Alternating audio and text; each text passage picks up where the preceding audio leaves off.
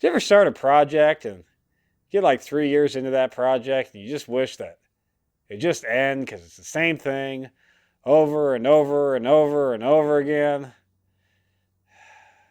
Apparently there's some fighting on the Red River, but other than that, like some dudes get promoted, some dude gets demoted. I don't even know anymore.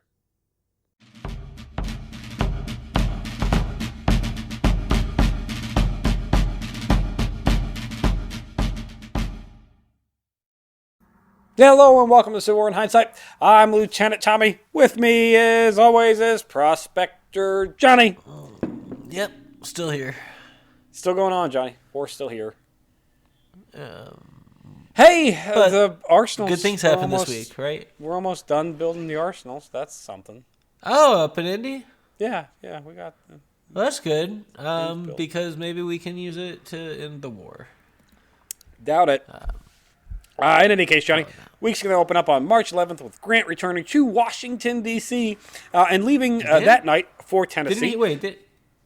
Didn't he like just go down to Meade or somebody? Yeah, he just went with Meade down in Virginia. Now he's back into D.C. And then he leaves that night to go to Tennessee to meet with Sherman. All right, well, he said boots on the ground. He meant boots all over the freaking ground then. He's all over the place. He's all over the place. Okay. He's got lots of. Who's paying for his traveling?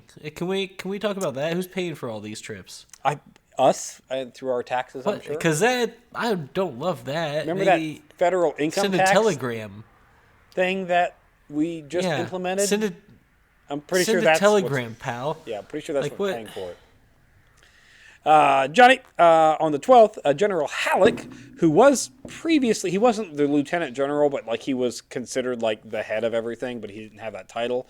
He is going to step down, voluntarily step down on his own accord. He's going to make room for Grant, and Halleck is going to take the chief of staff role from the White House. So, okay, step back. All military operations are now in these U.S. Grant's hands. So he is the guy. He commands everything. Like you got Lincoln. All right. And then you got Grant. Restructuring everything. General Banks is going to begin his Red River campaign where he takes his army in gunboats and starts going up the Red River into the heart of Louisiana. On the 13th, lucky number 13, Lincoln is going to suggest that the newly elected governor of Louisiana, Michael Hahn, it's like, hey, find some intelligent free men of color, and then go ahead and put them into a convention to assist with the future elections because representation, man. Like, the smart ones. That seems good. Lincoln specifically said the intelligent free men of color. Find the ones that have been sent to school and educated appropriately. Yes. Yeah. And put them in the convention. Uh-huh. Okay. On the 14th, we're going to see Banks' Red River campaign gain some early success when General Andrew Smith seizes Fort DeRossi, which is near Simmsport, Louisiana, with ease. Like, barely shots, just like, plant my flag. Here we go. We're on our way. Okay, great. Let's get that great state back. We pretty much already have it back. This is now just like... Have we done the governor thing yet there? Is that one of the ones we've done the puppet? Yeah, no. So we had a military governor. Yeah, okay. We now have had elections to elect elections, right? But they're governor. Like union supporters are allowed to... Yes, only union supporters are allowed to vote. Great. We're allowed to vote. Of course. Yes. Well, which makes sense because guess what? If you're in the Confederacy, you're not a part of the country, you don't get to take part in our elections. Yep, fair enough. Sorry about you. Talk to your president. About your elections. Yes. Also on the 14th, Lincoln is going to issue a draft order for another 200,000 men. These men are to serve in the Navy as reserves to ensure that our blockade is still blockading. Draft from where? Draft, like you fucking draw names out of hats and shit. I wouldn't do it. Riots that we had last year? New Yorkers, in New York? if I were. Yeah, well. I would probably draft like folks out of, I don't know, like Ohio. If they're for the Navy, I think we might want to just focus on Boston. And Michigan. Yeah. Oh, Great Lakes. Yeah. Get the guys up there on Detroit, right there on the Great Lakes. So I guess Ohio, that's appropriate if you get the ones from like Toledo. Yeah, Cleveland folks. Yeah.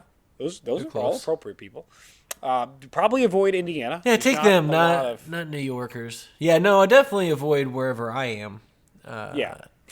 Which you don't get to know about because I'm not registered in this country as a legal human being. So good There luck you drafting go. me. On the 15th, Lincoln is going to give Governor Hahn similar powers to the previous military governor, and then give him the authority to take control over any church. So fuck separation of church and state now.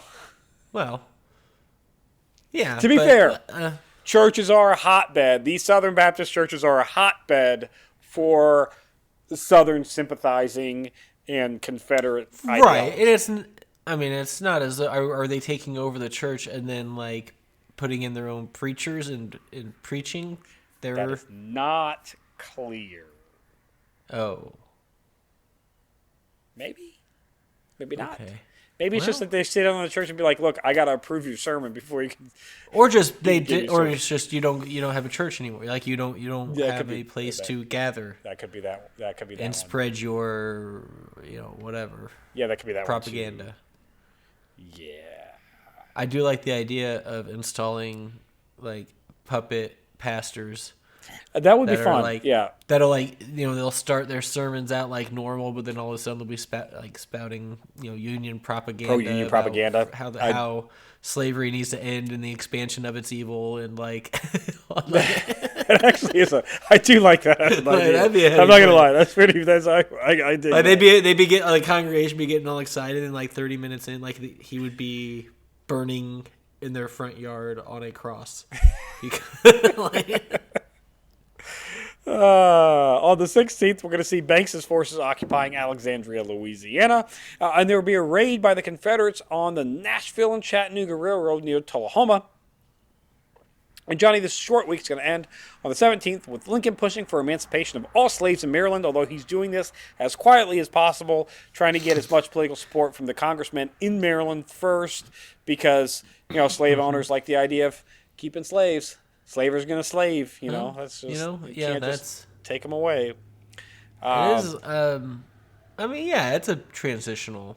Nobody likes big life transitions. Yeah. And Johnny, Grant is officially announcing that his headquarters, by the way, Sherman, he does meet with Sherman earlier in the week. Sherman is now in control of the Western forces, all the Western forces. You've got Meade, who's basically in control of all the Eastern forces, and Grant, who's over everything. Grant does announce that his headquarters are going to be in the field, and until further notice, his headquarters will be with the Army of the Potomac. So although he told Meade, I'm not taking over the Army of the Potomac, he does put his headquarters... Well, he went out of his way to specifically say, "Don't worry, I'm not taking over all of the Potomac." To which Meade said, "What? What do you mean? Headquarters. Why would you say something like that?" He's just going to go ahead and do that anyway.